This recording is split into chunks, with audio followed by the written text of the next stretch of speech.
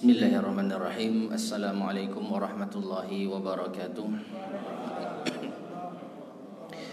Innal hamdalillah nahmaduhu wa nasta'inuhu wa nastaghfiruh wa na'udzu billahi min shururi anfusina wa min sayyiati a'malina. Man yahdihillahu fala mudilla lahu wa man yudlil fala hadiya lahu. Wa asyhadu an la ilaha illallah wahdahu la syarika lahu. Wa asyhadu anna Muhammadan abduhu wa rasuluh. Allahumma salli wa sallim wa barik ala nabiyyina Muhammadin wa ala alihi wa ashabihi wa man tabi'ahum bi ihsanin ila yaumiddin, amma ba'd. Ma'asyiral muslimin rahimani wa rahimakumullah. Melanjutkan kembali kajian kita membahas kitab Al-Kabair, dosa-dosa besar yang disusun oleh Al-Imam Az-Zahabi rahimahullahu ta'ala. Kita masuk pada dosa besar yang ke-74, Al-Kabiratu Ar-Rabi'atu Was-Sab'un, dosa besar ke-74. Qala al-mu'allif rahimahullah, Al-Ilhadu fil Haram. Al-Ilhadu, melakukan perbuatan dosa, fil haram, di tanah haram, di tanah suci, baik kota Mekah maupun kota Madinah. Qala Allah Ta'ala, Allah Ta'ala berfirman, wal masjidil haramil ladzi ja'alnahu lin-nasi sawa'anil akifu fihi wal bad wa man yurid fihi bi ilhadin bi zulmin nuziqahu min adzabin alim. Allah berfirman di dalam surat Al-Hajj ayat yang ke-25, dan Masjidil Haram yang kami jadikan ia bagi manusia, baik orang yang bermukim di sana maupun pendatang, dan barang siapa yang menginginkan kejahatan, kezaliman di sana, maka kami akan timpakan baginya azab yang pedih. Surat Al-Hajj ayat ke-25. Di dalam ayat ini, ma'asyal muslimin rahimani wa rahimakumullah, Allah Subhanahu wa ta'ala menjadikan tanah haram itu tanah yang senantiasa terjaga dari dosa, baik bagi orang yang bermukim di sana maupun para pendatang, sehingga Allah Subhanahu wa ta'ala akan membalas kejahatan bi ilhadin, kezaliman, dengan azab yang pedih. Oleh karena itu, para ulama kita menjelaskan bahwasanya melakukan dosa dimanapun itu tidak diperbolehkan, terlebih di tanah haram, terlebih di tanah suci. Dan makna dari ilhad, yaitu perbuatan dosa ataupun kejahatan, ini cakupannya luas. Ini cakupannya luas. Kata ilhad sendiri sesuai dengan zahir ayat bermakna al-mail anil haq, yaitu menyimpang dari kebenaran. Jadi siapapun yang berbuat menyimpang dari kebenaran di tanah haram, maka Allah akan timpakan baginya azab yang pedih. Demikian pula orang-orang yang berbuat keburukan, berbuat kejahatan, berbuat dosa, disebut melakukan ilhad karena mereka telah menyimpang dari kebaikan, menyimpang dari kebenaran. Adapun jenis-jenis ilhad ini tentu banyak sekali. Secara umum adalah kemaksiatan, baik yang terkait dengan hak manusia maupun terkait dengan hak Allah Subhanahu wa ta'ala. Oleh karenanya Syekh bin Baz rahimahullah ta'ala pernah menjelaskan, wal ilhadu yashmalu al ma'asi. Ilhad itu mencakup segala macam bentuk maksiat, wa anwa al kufri, dan segala macam bentuk kekufuran. Az-zani fil harami mulhidun, orang yang berzina di tanah haram maka dia telah berbuat ilhad. Wal mughtabu mulhidun, dan orang yang yaitu melakukan ghibah, menggunjing, maka dia seorang yang melakukan ilhad. Wan namamu fil harami mulhidun, orang yang melakukan adu domba di tanah haram dia juga melakukan ilhad. Walladzi yad'u ghairallahi mulhidun a'dhama ilhadin, dan orang yang berdoa kepada selain Allah dia telah melakukan ilhad dengan sebesar-besarnya ilhad. Walladzi yurabi fil harami mulhidun, dan orang yang melakukan transaksi ribawi di tanah haram dia juga melakukan ilhad. Walladzi ya'uqqu walidayhi mulhidun, orang yang durhaka kepada kedua orang tuanya dia telah melakukan ilhad. Walladzi yaqta'u rahimahu mulhidun, yang memutus silaturahim juga mulhid. Wa hakadza sairul ma'asi, dan demikianlah segala macam bentuk kemaksiatan.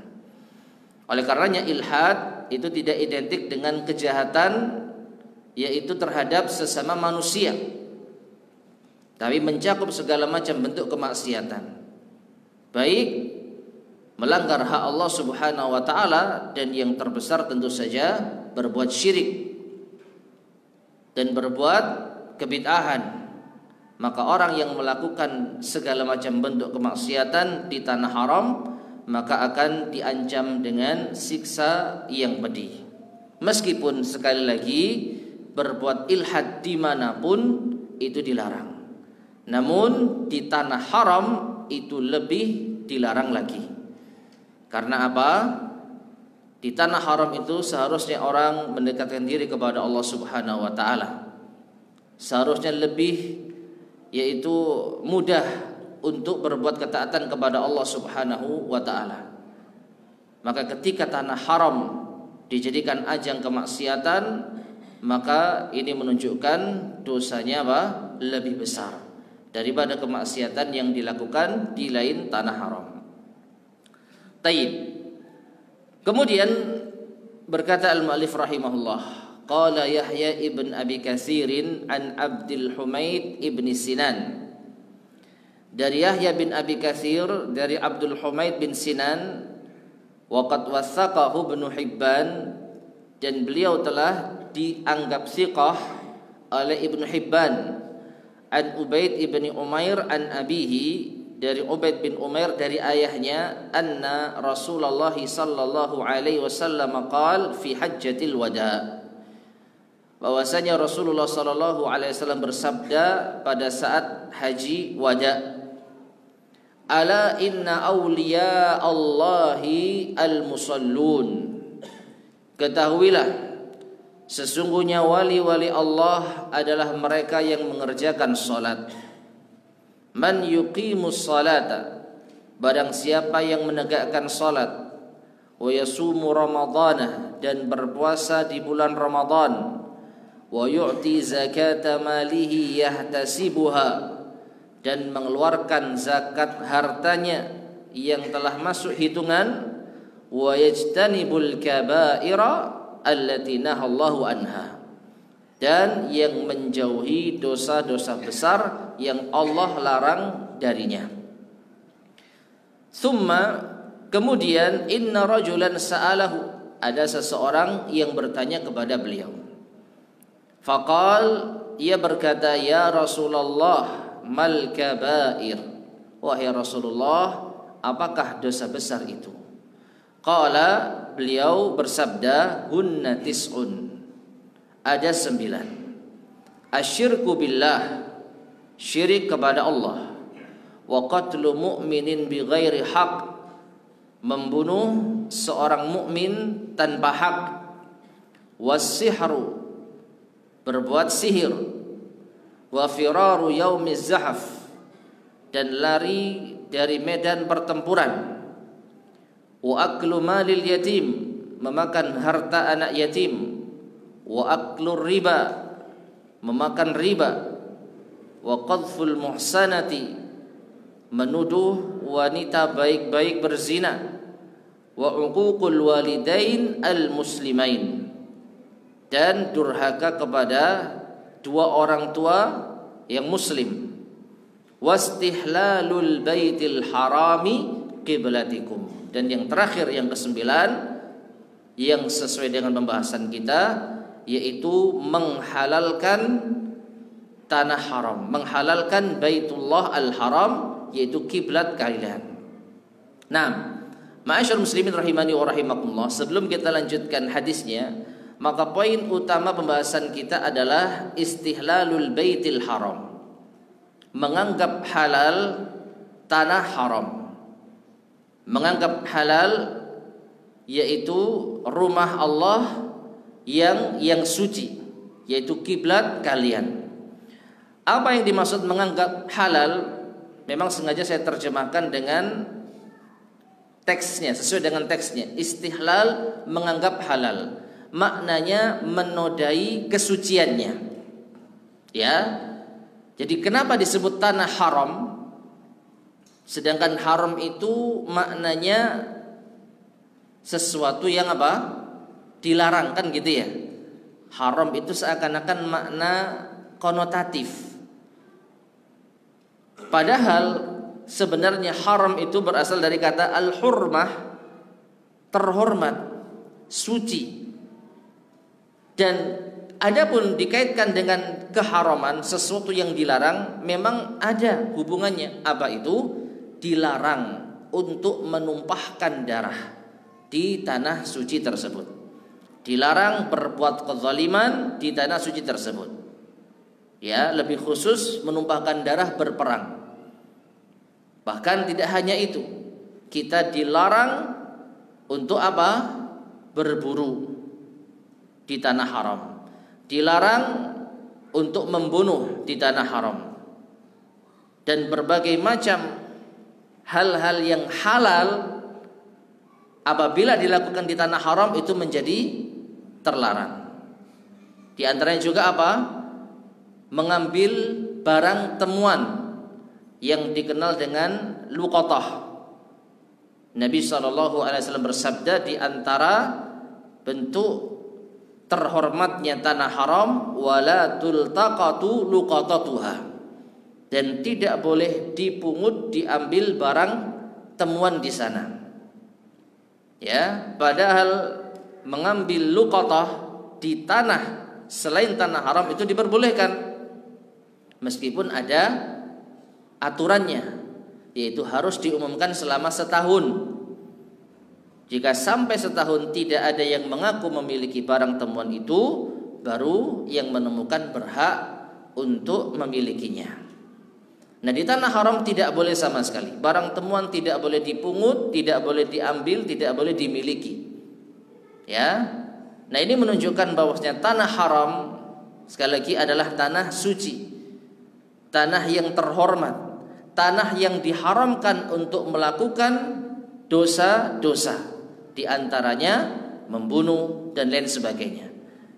Bahkan perbuatan yang tidak berdosa sekalipun, misalnya apa, berperang di jalan Allah, ketika memang sudah tegak kewajibannya, ini juga dilarang di tanah haram. Nah, jadi menghalalkan Baitullah Al-Haram maknanya adalah melakukan perbuatan dosa, melakukan kejahatan-kejahatan di tanah haram. Nah, ini yang sesuai dengan pembahasan kita. Kita lanjutkan hadisnya. Ma min rajulin yamutu, maka barang siapa seorang yang mati, lam ya'mal haula'il kaba'ira, yang tidak mengerjakan dosa-dosa besar tersebut. Berapa tadi jumlahnya?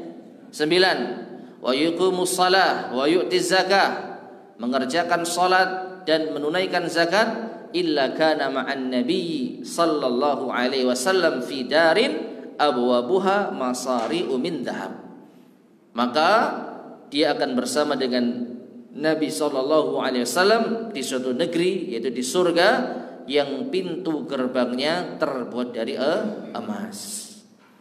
Imam Az-Zahabi menyebutkan sanaduhu sahihun, sanadnya sahih. Tayyib, ma'asyar muslimin rahimani wa rahimakumullah. Ada sedikit faedah yang perlu untuk kita sampaikan di sini terkait dengan keterangan Imam Az-Zahabi mengatakan sanad hadis ini sahih. Hal ini dikomentari oleh Syekh Mansur Hasan Al-Salman hafizahullah yang telah meneliti kitab Al-Kabair ini. Yang benar sanadnya dhaif, lemah. Kenapa Abdul Humaid ibn Sinan lam yarwi anhu ghaira Yahya ibn Abi Katsir wa lam yuwathiqhu ghairu Ibnu Hibban. Intinya ada seorang perawi yang bernama Abdul Humaid bin Sinan, dia tidak meriwayatkan hadis kecuali dari Yahya bin Abi Katsir, dan tidak ada yang menganggapnya thiqah kuat kecuali hanya Ibnu Hibban.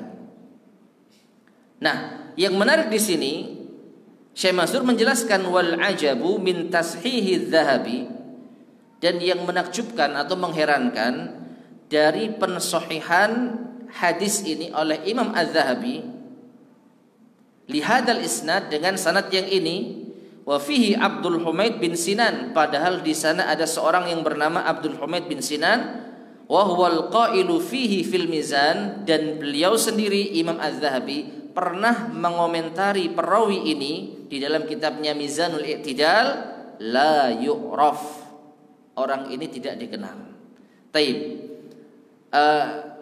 Di terjemahan coba kita perhatikan, di akhir hadis ada nggak keterangan sanadnya sahih, isnadnya sahih, taib. Kemudian di awal hadis disebutkan nggak perawinya, dari Yahya bin Abi Katsir, dari Abdul Humaid bin Sinan, ada nggak? Ada. Nah, Abdul Humaid bin Sinan, jadi seorang perawi bernama Abdul Humaid bin Sinan yang di akhir hadis dijelaskan oleh Imam Az-Zahabi sanadnya sahih. Sedangkan Syekh Mashhur menjelaskan di kitab lain, yaitu kitab Mizanul I'tidal yang disusun oleh Imam Az-Zahabi, beliau sendiri menganggap perawi yang bernama Abdul Humaid bin Sinan la yu'raf, tidak dikenal. Tidak dikenal itu menunjukkan hadisnya tidak bisa diterima. Menunjukkan apa? Ada kontradiktif di sini. Imam Zahabi di dalam riwayat ini mengatakan bahwa sanadnya sahih, sedangkan di dalam kitab yang lain tidak mengakui bahwa Abdul Humaid bin Sinan seorang perawi yang thiqah. Ya, yang tidak ada yang mentsiqahkannya kecuali Imam Ibnu Hibban. Ala kulli hal, hadis ini dari segi sanad bermasalah. Dari segi sanad bermasalah.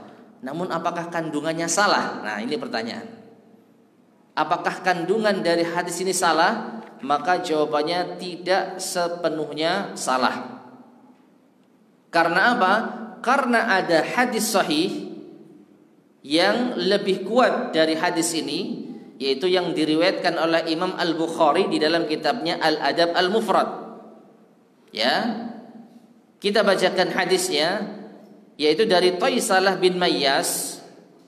Ia berkata, ya, kuntu ma'an najadati ashabi Najdah bin Amir Al-Khariji. Saya bersama dengan An-Najdat, yaitu para pengikutnya Najdah bin Amir Al-Khariji, intinya seorang Khawarij. Jadi seorang tabi'in yang bernama Taisalah bin Mayyas itu pernah berkumpul dengan orang-orang Khawarij. Wahum qaumun minal Haruriyah, mereka adalah kaum dari kalangan Haruri, yaitu Khawarij.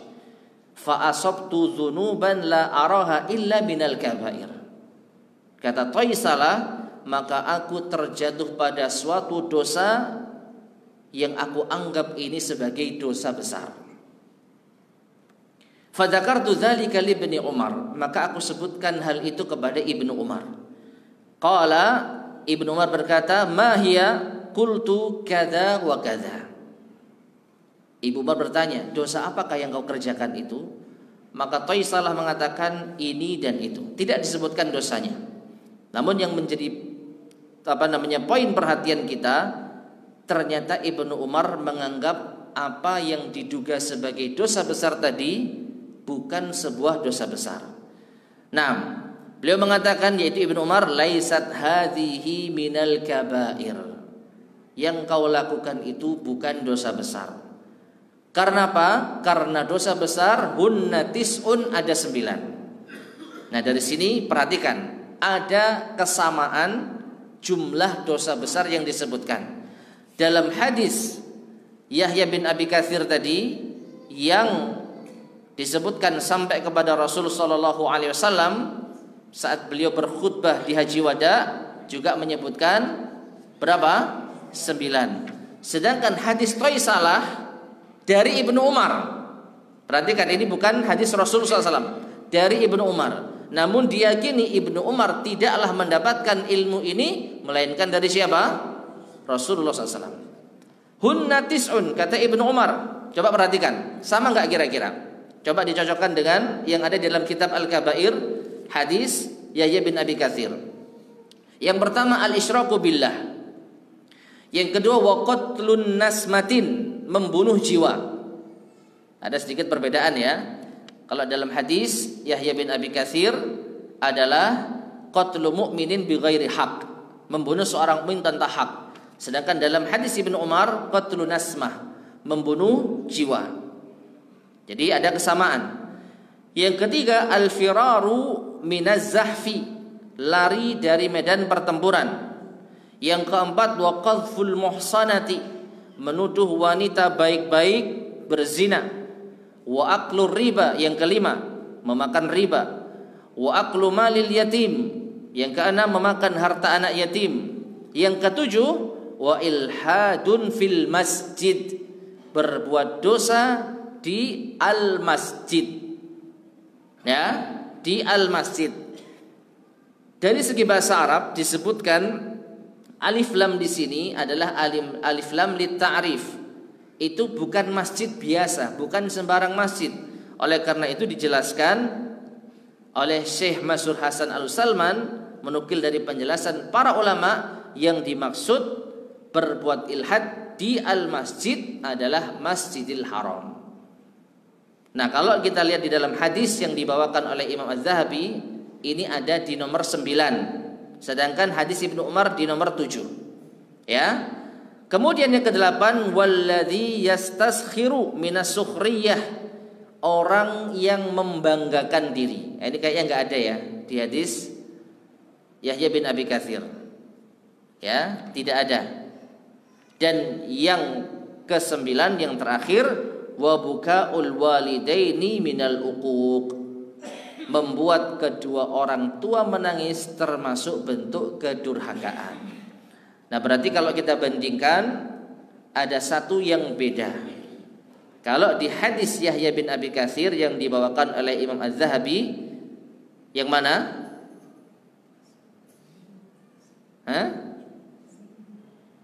Nomor 7 apa? Qatlul muhsanah ada, uququl walidain, sihir. Lantas apakah sihir berarti bukan dosa besar? Jawabannya dosa besar, tetapi didapati dari hadis yang lain. Loh, berarti 9 ini bukan pembatasan.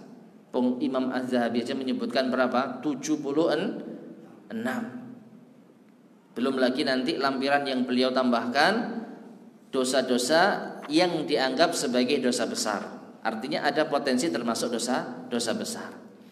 Nah, jadi kalau kita gabungkan dari dua riwayat ini, ma'asyar muslimin rahimani wa rahimakumullah, 8 sama dan ada 2 yang berbeda. Di hadis Ibnu Umar yaitu as-sukhriyah, menyombongkan diri, membanggakan diri termasuk dosa besar, dan di hadis Yahya bin Abi Katsir yaitu as-sihr. Nah, kemudian ma'asyar muslimin rahimani wa rahimakumullah, lanjutan hadis Ibnu Umar. Qala li Ibnu Umar, maka Ibnu Umar berkata kepadaku, kepada Thaisalah yang tadi mengadukan dosanya yang ternyata bukan dosa besar. Atafruqu minan nar wa tuhibbu an tadkhulul jannah, an tadkhulal jannah. Apakah engkau benci masuk neraka dan engkau ingin masuk surga? Qultu i wallah. Thaisalah mengatakan, iya demi Allah. Qala, Ibnu Umar berkata, ahayyun waliduka, apakah orang tuamu masih hidup? Qultu indi ummi. Thaisalah mengatakan, aku masih memiliki ibu. Qala, Ibnu Umar berkata, fa wallahi, maka demi Allah, lau alanta lahal kalam, seandainya engkau mengucapkan ucapan yang lemah lembut kepada ibumu, wa at'amtaha at-ta'am, dan engkau memberi makan ibumu, la tadkhulannal jannata majtanabta al-kabair, maka engkau akan masuk ke dalam surga selama engkau menjauhi dosa-dosa besar. Taib. Ma'asyiral muslimin rahimani wa rahimakumullah, sebenarnya hadis ini memiliki faedah yang banyak yang disebutkan oleh Syekh Abdul Razak hafizahullah taala di dalam kitabnya Ahaditsul Akhlaq ketika membahas tentang kewajiban berbakti kepada kedua orang tua. Namun fokus pembahasan kita ada pada dosa besar, termasuk diantaranya adalah berbuat kejahatan atau dosa di tanah haram. Anggap hadis yang dibawakan oleh Imam Az-Zahabi itu hadis yang dhaif, hadis yang lemah, maka ada hadis yang sahih yang menjelaskan bahwa 9 hal yang disebutkan tadi memang benar-benar apa? Dosa besar. Ya, kesimpulannya ada pada masalah ini. Jadi apakah berbuat kejahatan di tanah haram dosa besar? Jawabannya iya. Terlepas dari hadis yang dibawakan oleh Imam Az-Zahabi, hadis yang dhaif, karena ada hadis yang sahih sebagai penggantinya. Wallahu taala alam bissawab. Taib, hadis berikutnya. Wa anin Nabi sallallahu alaihi wasallam qala, dan dari Nabi sallallahu alaihi wasallam beliau bersabda, inna a'dan nasi 'ala Allahi man qatala fil haram aw qatala ghaira qatilihi aw qatala bidhuhulil jahiliyah. Rawahu Ahmad fi musnadih. Kata Nabi sallallahu alaihi wasallam, sesungguhnya manusia yang paling keras permusuhannya dengan Allah, maknanya orang yang paling dimusuhi oleh Allah, yaitu siapa yang membunuh di tanah haram atau membunuh orang yang bukan pelakunya. Apa maksudnya? Salah di dalam mengkisos. Hukuman bagi seorang pembunuh adalah dikisos. Namun kalau ternyata orang yang tidak membunuh, dia dituduh membunuh secara zalim, maka orang yang menuduh tersebut telah melakukan perbuatan yang menimbulkan permusuhan dari Allah Subhanahu wa taala. Jadi membunuh orang yang bukan pembunuhnya. Au qatala bidhuhulil jahiliyah, atau membunuh karena dendam jahiliyah. Taib.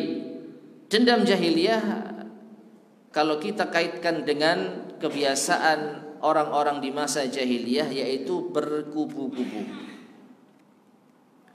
Rasulullah SAW pernah menegur sahabat Muhajirin dan sahabat Ansar ketika mereka saling berkubu dan saling membela teman mereka, disulut oleh permasalahan yang kecil. Ada seorang dari Ansar,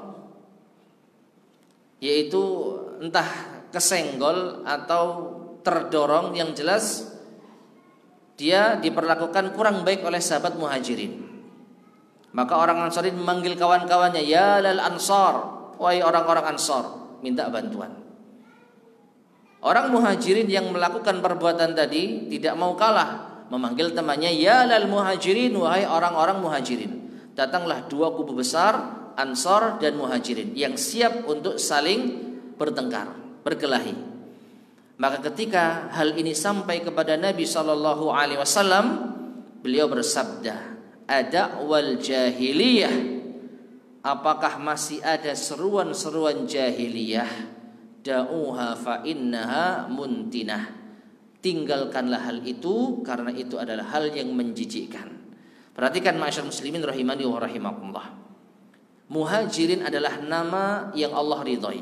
Was-sabiqunal awwaluna minal muhajirin.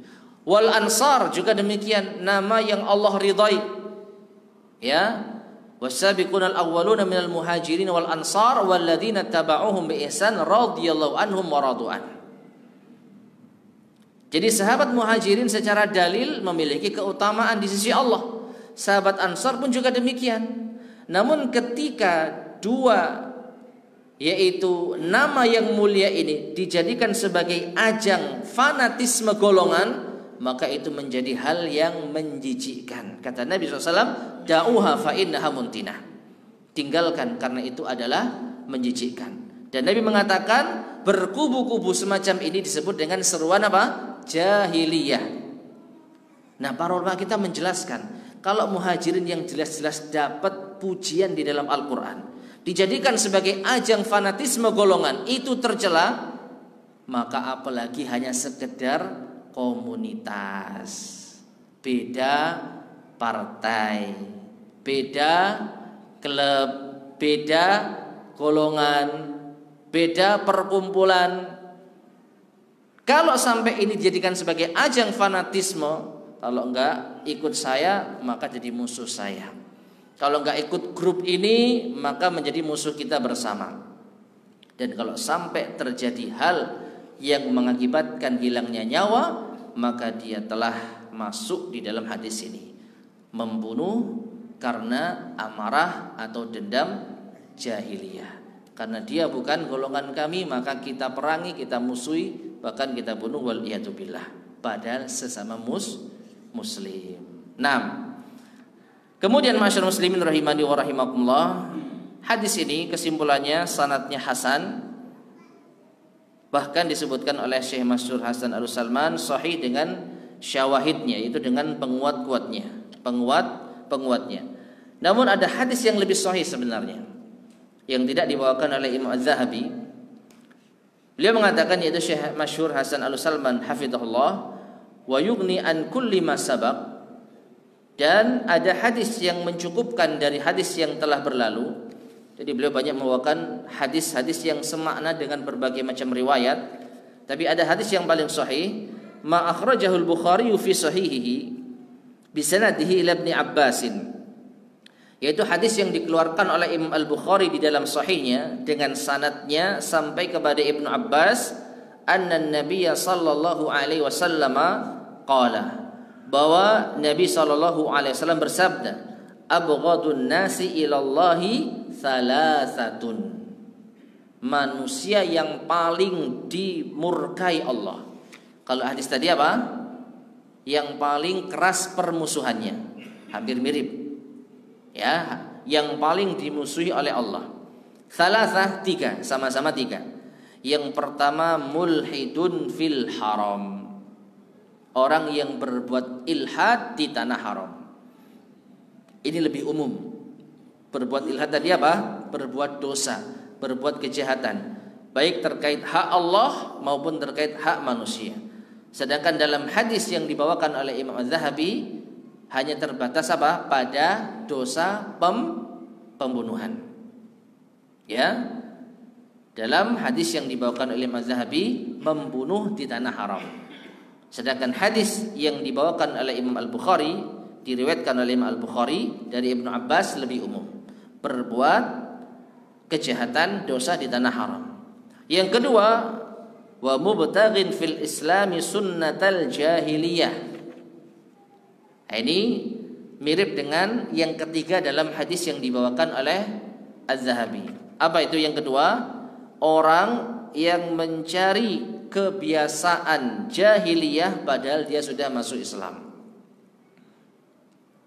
Ya, mirip dengan hadis yang ketiga yang dibawakan Imam Az-Zahabi. Apa itu? Membunuh karena dendam jahiliyah.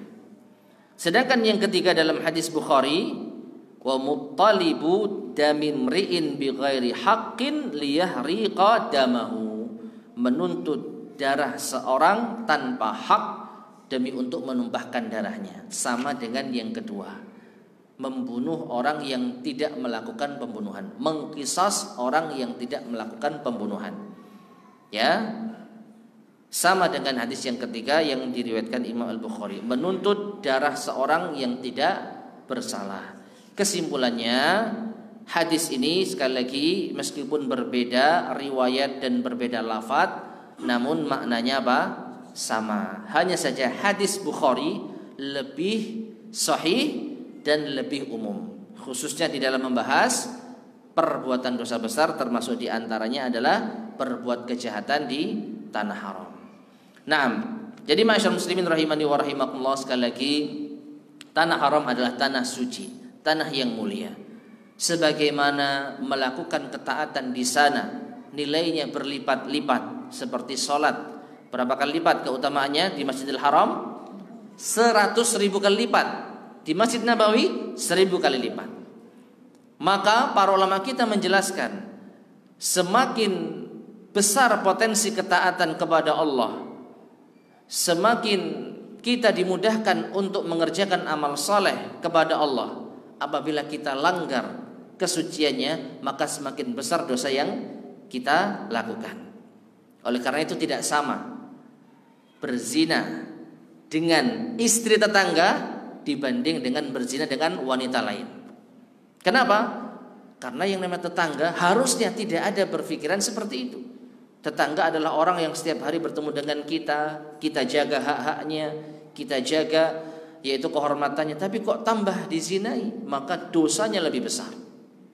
Demikian pula di antara hadis Nabi SAW menjelaskan ada 3 golongan yang tidak akan diajak bicara, tidak akan disucikan oleh Allah Subhanahu wa taala. Di antaranya syekhun zanin, orang tua yang berzina.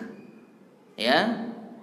Orang tua harusnya nih ya, semakin dekat kepada kematian semakin mengingat Allah. Ditambah lagi mungkin saja hawa nafsunya sudah mulai berkurang, tapi kok malah berzina, maka dosanya lebih besar daripada pemuda yang berzina.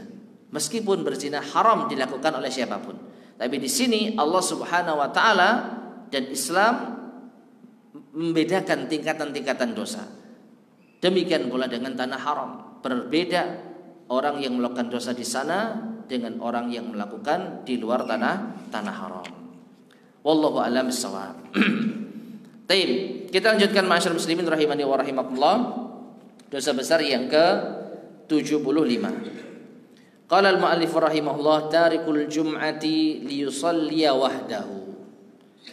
Meninggalkan salat Jumat untuk salat sendirian. Ada enggak tambahannya itu di dalam terjemahan? Meninggalkan salat Jumat agar salat sendirian. Thayyib. Ma'asyiral muslimin rahimani wa rahimakumullah. Dari judulnya bisa kita ambil pelajaran. Orang ini masih sholat, cuman dia nggak Jumatan. Paham ya? Dia nggak sholat Jumat, tapi dia sholat zuhur sendirian. Entah karena malas, entah karena memang nggak mau Jumatan atau lain sebagainya. Menunjukkan orang ini sebenarnya masih sholat. Sedangkan yang kita lihat, wallahu a'lam bishawab, Allah Maha tahu, orang-orang yang tidak Jumatan mereka enggak sholat sama sekali. Jadi pembahasan yang dibawakan oleh Imam Az-Zahabi ini bisa dikatakan lebih mending daripada orang yang tidak Jumatan dan tidak sholat. Meskipun demikian enggak Jumatan, meskipun sholat zuhur, ini sudah masuk dosa besar. An Ibnu Mas'udin radhiyallahu anhu, dari Ibnu Mas'ud radhiyallahu anhu, anna Nabiy sallallahu alaihi wasallam qala, bahwa Nabi sallallahu alaihi wasallam bersabda, liqaumin yatakhallafuna 'anil jum'ah, terhadap suatu kaum yang mereka tertinggal tidak mengerjakan salat Jumat. Laqad hamamtu an amura rajulan yusalli bin nas, sungguh aku memiliki niat untuk memerintahkan seseorang mengimami manusia. Thumma uharriqu ala rijalin yatakhallafuna 'anil jum'ati buyutahum, lalu aku akan bakar rumah-rumah yang di sana ada para lelaki yang tidak melaksanakan salat Jumat. Akhrajahu Muslimun, hadis ini diriwayatkan oleh Imam Muslim. Para jamaah sekalian rahimani wa rahimakumullah, mungkin di antara kita pernah mendengar hadis ini, namun konteksnya sedikit berbeda. Apa itu? Meninggalkan salat jamaah. Lalu mana yang benar? Dua-duanya benar. Nabi mengancam membakar rumah orang yang tidak salat jamaah, itu sahih. Dan Nabi mengancam orang atau membakar rumah orang laki-laki yang tidak salat Jumat juga sahih. Menunjukkan salat Jumat dan jamaah itu adalah kewajiban seorang laki-laki muslim. Wa qala sallallahu alaihi wasallam, dan Rasulullah sallallahu alaihi wasallam juga bersabda, la yantahiyanna aqwamun an wad'ihimul jumu'at aw la yakhtimanna Allahu ala qulubihim thumma liyakununna minal ghafilin. Sungguh tidaklah suatu kaum meninggalkan salat Jumat, beberapa kali salat Jumat, melainkan Allah akan mengunci mati hati-hati mereka, dan kemudian mereka menjadi orang-orang yang lalai.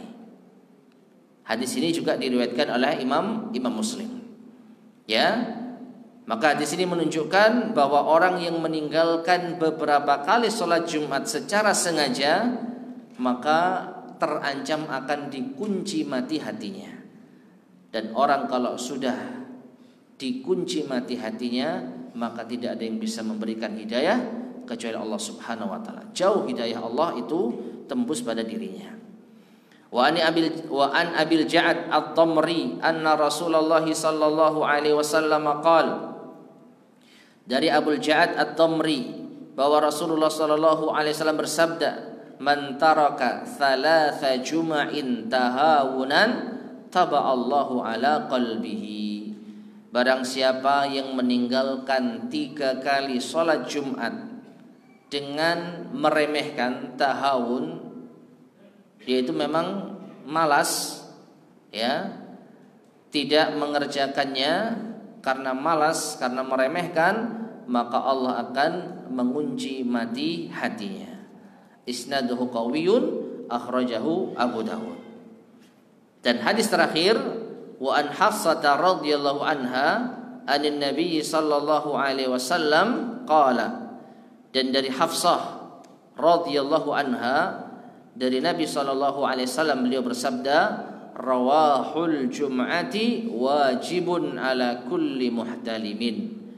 Berangkat menghadiri salat Jumat itu wajib atas setiap orang yang sudah balik. Hadis riwayat An-Nasa'i. Tayyib, ma'asyarul muslimin rahimani wa rahimakumullah.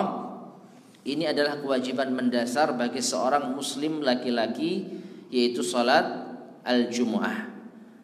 Dan sudah pernah kita bahas, termasuk di antara dosa besar meninggalkan salat. Meninggalkan salat wajib.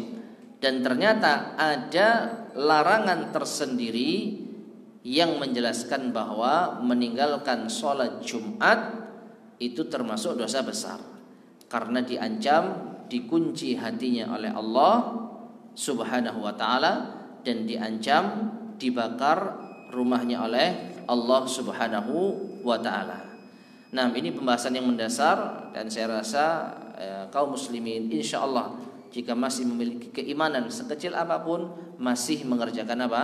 Salat Jumat. Wallahu a'lam bishawab. Baik, masuk waktu Isya, bisa adzan terlebih dahulu.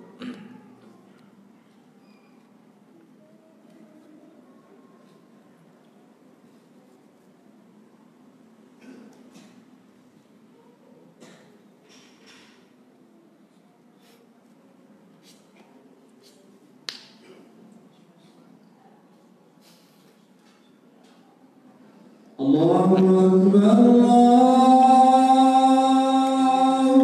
Akbar,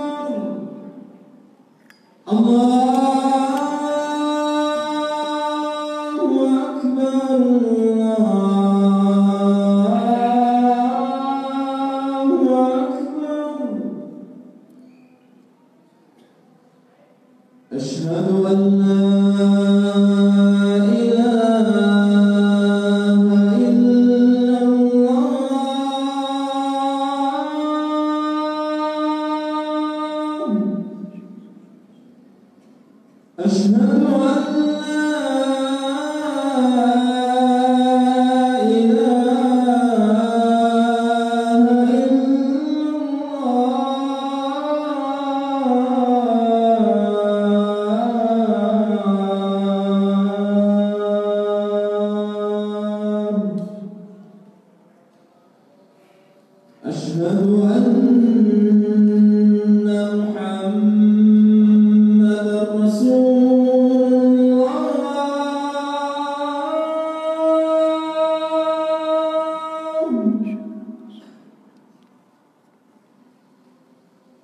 أشهد أن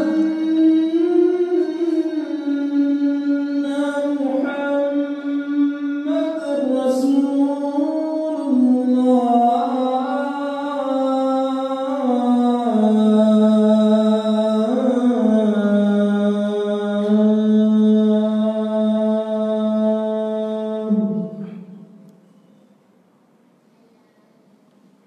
حي على الصلاة.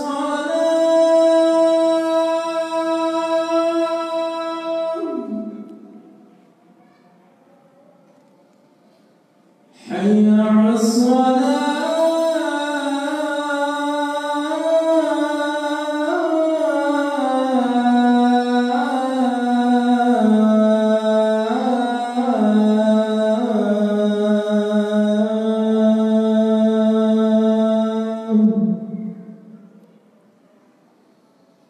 حي على الفلاح.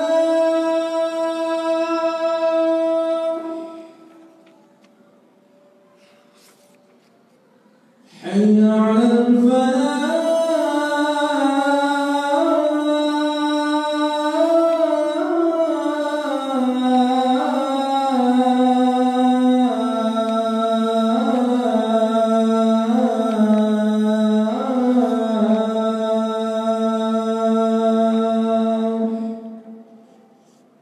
الله أكبر الله أكبر. لا إله إلا الله.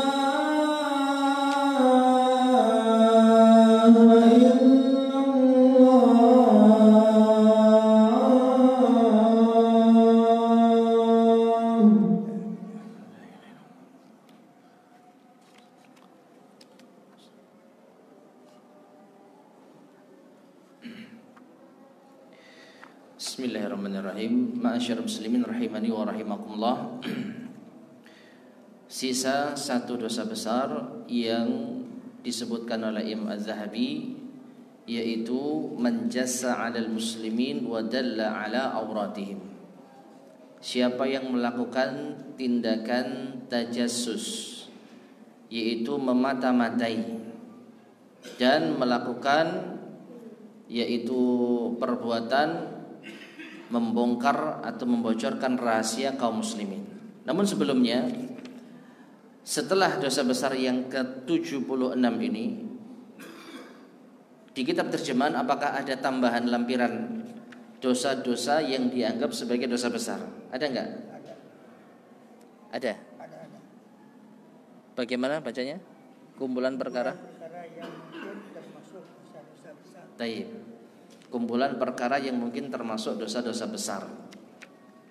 Di kitab lain juga ada ya. Nah, wallahu a'lam bishawab berarti masih ada lanjutannya. Jadi 76 dosa besar yang dibawakan oleh Imam Az-Zahabi, wallahu a'lam bishawab, zahirnya beliau meyakini dengan dalil-dalil yang ada fix semua ini dosa besar. Adapun pasal berikutnya, Imam Az-Zahabi membawakan beberapa dalil-dalil khususnya dari hadis Nabi SAW yang menyebutkan di antaranya bisa jadi termasuk dosa besar. Namun beliau tidak susun sesuai dengan penomoran. Seperti selama ini dosa besar nomor 76 tajassus, dosa besar nomor 75 meninggalkan sholat Jumat. Baru setiap pembahasan dosa besar dibawakan dalilnya.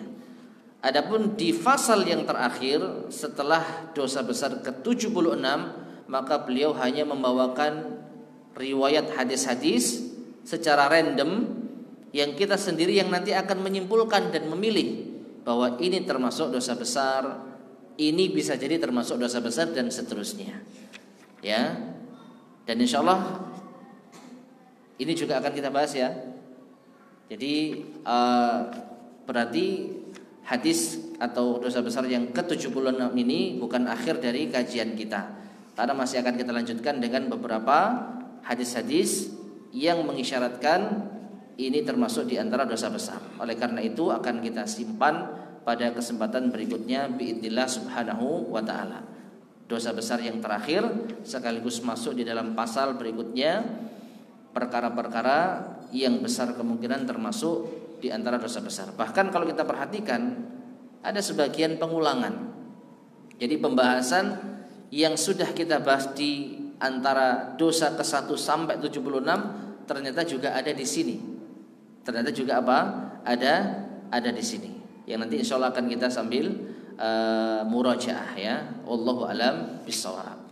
Tapi masyaallah muslimin rahimani wa rahimakumullah, kita cukupkan kajian kita di malam hari ini. Sebelum kita akhiri, barangkali yang ditanyakan, tafadhal. Yang mana? Sama. Baik, ada pertanyaan.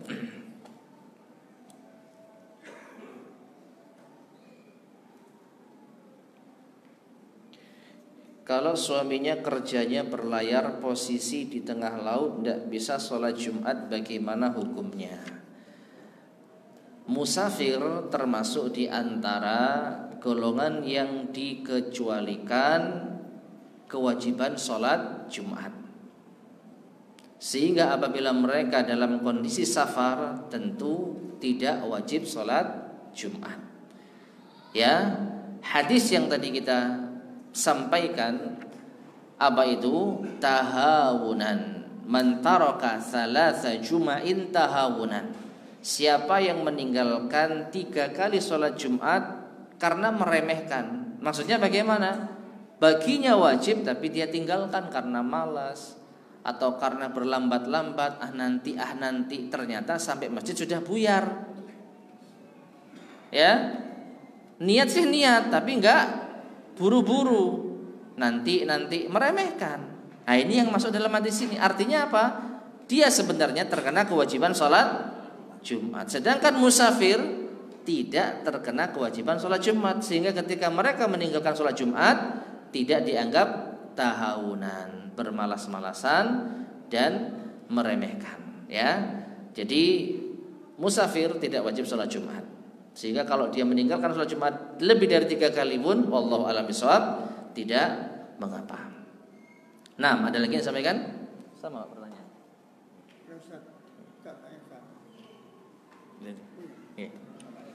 Oh, bapaknya dulu. Ustaz, maknanya ini, kalau kita selain Masjidil Haram itu tak 100.000 Ustaz. Iya. Kita nak selain Masjidil Haram, kami tak masuk Haram. Oh iya, taib. Ada pertanyaan, apakah keutamaan sholat yang mendapatkan pahala lebih banyak, 100.000 lebih banyak, itu hanya berlaku di Masjidil Haram atau di tanah haram? Beda ya. Kalau Masjidil Haram ya hanya Masjidil Haram saja, tidak berlaku di gedung-gedung yang ada di sekitarnya. Tapi kalau di tanah haram itu ada batasannya. Yang jelas radius 1 kilo bahkan 2 kilo itu masuk di dalam tanah haram. Maka wallahu a'lam bishawab, ada perbedaan pendapat di kalangan para ulama. Sebagian mereka berpendapat keutamaan sholat 100.000 kali lipat itu mencakup sholat di tanah haram. Sehingga mau sholat di hotel, mau sholat di musola atau masjid di sekitar hotel, akan mendapatkan pahala 100.000 kali lipat. Namun wallahu a'lam bishawab, ya, saya pribadi lebih baik menghindari menggampangkan seperti ini. Artinya ya hanya di Masjidil Haram sajalah orang akan mendapatkan pahala 100.000 kali lipat. Demi memotivasi orang untuk apa? Semangat beribadah. Karena kalau seandainya ini dibuka, maka orang akan sholat di musola hotel, enak, tidak panas, dekat dari kamar, cuman beberapa langkah. Tapi kan ya bisa dikatakan ya tidak sumbut dengan apa yang telah kita keluarkan. Masa hanya sholat di hotel, sekedar selesai umrah lalu sholatnya di hotel, apa enggak eman, enggak sayang gitu loh. Ya, jadi wallahu a'lam bishawab, lebih baiknya sholat di Masjidil Haramnya. Ya, sholat di Masjidil Haramnya. Pun demikian, apa kata Nabi SAW? Khairu sufufir rijal awwaluha. Sebaik-baik saf para lelaki itu yang paling depan. Berarti apa? Semakin kita mendekat pada imam, semakin kita berada di bagian dalam masjid, maka semakin baik sholat kita. Nah, kalau sudah tahu keutamaan seperti itu, apa enggak eman kita sholat di luar Masjidil Haram? Nah, ini hanya renungan. Terlepas dari memang ada pendapat para ulama yang mengatakan di tanah haram itu termasuk pahalanya 100.000 kali lipat. Wallahu a'lam bishawab.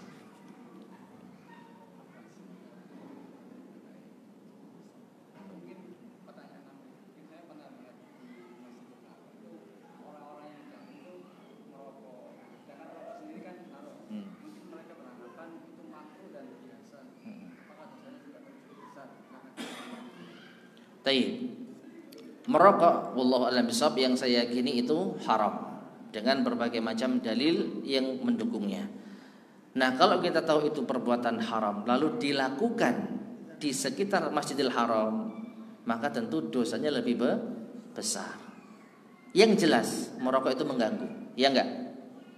Ya, mengganggu orang di luar Masjidil Haram dosa enggak? Dosa. Apalagi mengganggu orang yang sedang beribadah, tamu Allah diganggu dengan asapnya, maka tentu dosanya lebih besar. Anggaplah dia meyakini rokok itu makruh, ya sudah PNJW makruh itu. Sholat di kamar mandi hotel Anda sendirian ya meskipun dosa tapi ini ya terserah. Tapi kalau sudah mengganggu orang dengan abunya, dengan apinya, ya, dengan baunya, maka tolong ini diperhatikan. Anggaplah Anda memiliki pendapat rokok itu makruh, ya itu untuk Anda silakan, tapi dengan mengganggu asapnya Anda telah melakukan keharaman. Ya. Jadi jelas dosanya lebih besar termasuk. Makanya kalau mereka nggak tahu, anggaplah nggak tahu hukumnya, tapi masa mereka nggak tahu ini mengganggu? Apakah ada orang yang senang mana asap rokok aku minta? Gitu, dia asap rokokmu gitu. Kita menjauh. Orang yang merokok yang mungkin ya nggak peduli, karena dia yang menghisap. Tapi yang apa namanya rokok pasif ya, perokok pasif katanya lebih bahaya kan? Nah itu sajalah. Nggak usah kita bahas dalil wis. Nggak usah kita bahas secara usul fikih apa hukumnya. Ini mengganggu nggak? Ya, membuang sampah di jalan itu mengganggu. Lah ini mengganggu udara yang bisa harusnya kita hirup secara sehat, kan sama. Jadi diterangkan dari sisi ini saja, karena kalau makro nggak akan ketemu, karena mereka punya dalil. Dari sisi mengganggu yaitu kepentingan umum, itu sudah termasuk dosa.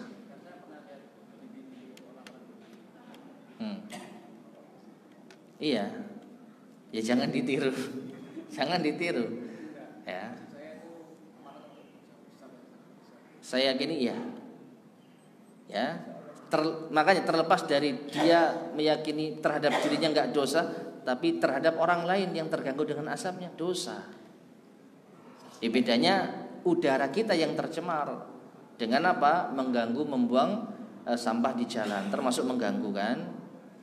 Meletakkan gangguan di jalan, naruh besi tajam sehingga orang kalau lewat terluka, mengganggu. Bedanya apa? Ini benda yang bisa kelihatan di jalan, sedangkan ini asap yang harusnya bisa kita hirup secara sehat. Ya dari sisi itu saja. Iya, saya yakin dosa besar. Wallahu a'lam bishawab.